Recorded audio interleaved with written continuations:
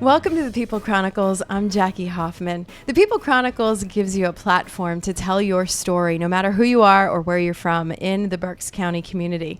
Today we're joined with L.T. James. Thank you so much for joining us. I'm so excited. Thanks for having me. Now you're going to tell a little bit of a story with a whole lot of content, and we are very excited for this. So what we ask all of our guests is the same question to start our interviews, and that is, what would you like people to learn from your story today?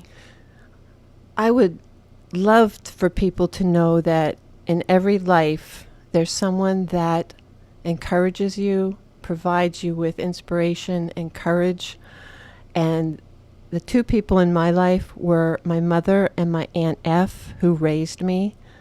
And I am so proud to be here to talk about them and the Pagoda Writers Group. And you are going to take us back a few years and tell us a little bit about why your mom and your aunt were so very special. Well, they were both very courageous women that had their hardships and many, many challenges raising myself and my two brothers. And as a teenager, I would just watch them. They were so giving, generous with their time, and always instilled in me a sense of inspiration, awe, and a desire to learn as much as I could in my life and to be really not afraid of anything. And my mother served in the OSS during World War II. She was one of the few women that were courageous enough at 21 years old, after going to Albright College, to serve in the military in that very specific detachment, North Africa, Italy, and France, with the Office of Strategic Services. Her story is amazing, and my aunt was also a very courageous woman who worked for an insurance company for 40 years supporting us. I just can't say enough about the both of them. I'm so proud to be related to them, and I love them very much. They're both passed away by now, and my mother always used to tell me stories about World War II and the people she saw and the people that were lost in World War II, the agents that were out in the field. And I always said, Mom, why don't you write your story? It's so fascinating. And you know what she said to me, Jackie? What? She said, who would be interested in my story? And I said, lots of people, Mom. So when she passed away in December of 2000, around Christmas time, it took me 7 years to go through the drawers in the attic, and I found this beautiful old Afghan that my grandmother had made, and in it was wrapped all these photo albums and her writings and letters from people that she worked with, and it just really made an impact on me. I just sat on the bed with all this information spread out and thinking, I wish my mom could have told her story. And that is why we do what we do here with the People Chronicles, and it's such an honor to hear your mom's story and have your voice tell it. So you found the letters from different individuals. Did she share these with you prior to her passing? She told me a little bit as a teenager. She served with the VFW, the Veterans of Foreign Wars, for over 30 years in every office imaginable, because she was so proud of her service, and she encouraged all veterans to become life members of the Veterans of Foreign Wars. It was amazing, the stories she told me, and now I know she left that treasure trove in the attic for me to find, and I have to do something with it, and I will. Now, you didn't tell us the age that you were when your mom was away. How old were you? When my mom was serving in World War II, I wasn't even born yet. Right. So I didn't find out about all of this until I was a teenager, and she started sharing it with me. And when I came back from working for the military myself in California and Okinawa in the Far East area, I brought home this portfolio of information, and letters from commanders that I volunteered with as a liaison, and she said, "Lindy, you've done so much more than me in your life." And I say, "No, Mom, no.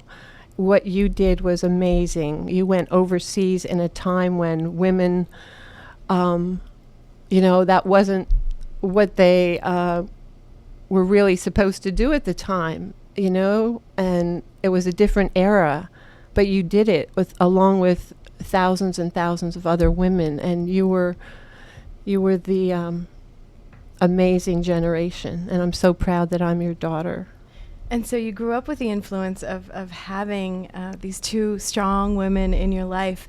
Do you think that there was a certain age that it did hit you, as opposed to, you have these kids right now, teenagers, that, they're in high school, they have no direction in their life, they don't know which way to go, and they still may have a parent who's a wonderful influence on them. But at what point can you say that it hit you, that the light went on, and you took all of those teachings from your mom and wanted to go out and use them in the world? I think it was when I was very young. I must have been 16, and I just decided I wasn't going to say no to anything, any opportunity that came my way to teach or learn something. I just jumped in. If somebody asked for a volunteer, my hand just went up, and I didn't even think about it. And that's what happened with the Pagoda Writers. I was asked to take over the Pagoda Writers group, and we meet every first Saturday of the month. And it didn't even occur to me to say no. It sounds like you're a very adventurous type person. I am. And if I could go back and retrace my 6-month journey in Europe and England when I was 23, because I was flying solo, basically, not literally flying. I was hitchhiking through Europe. And I would do that again in a heartbeat, because now my kids are adults now, and I'm free to go if I choose to. And it's so interesting to hear from, where you started at 16 till the wheels start to spin, and where you went when you were 23. And now, at what point in your life do you find that special someone and start a family? Well, I've already been there and done that. So right. I'm free now, and I'm single, and I just want to explore the rest of the world that I didn't have a chance to see and write about it. Right. But at what point did you start your family? I was 24. Okay. I was 24. And then you raised your family, and from there, did you decide that you want to go back and play in some more adventures? I've been planning adventures my whole life. Well, tell us some more about what they are. Well, I've always wanted to travel and meet the people of every culture that I could and write about them. I remember I was on a tour with Michigan State University when I was stationed on Okinawa, Japan. Okinawa is an island in the East China Sea, one of the prefectures of Japan. And the Michigan State University had a tour of mainland Japan. And I remember sitting at the train station with my group of travelers, and I saw this little old Japanese lady sitting there by herself. She was obviously destitute, homeless, and I went over to her, and I just started talking to her. I didn't know a lick of Japanese, and she obviously didn't know English, and we just sat there and laughed. And I gave her some coins, Japanese coins that I had, and I said goodbye to her when I heard my train coming. And one of the men in the group, he just looked at me and looked at her and said, "Why would you want to even talk to that woman? She looks filthy." And I just looked at him. I could not believe he said that. Here was this poor little old lady, and he had no idea what her life had been about. I didn't either. But he made an assumption that she wasn't worth talking to. And that broke my heart. And I couldn't even stand to look at him after that. He was not my favorite person at that point in time. I think a lot of people in our society do that.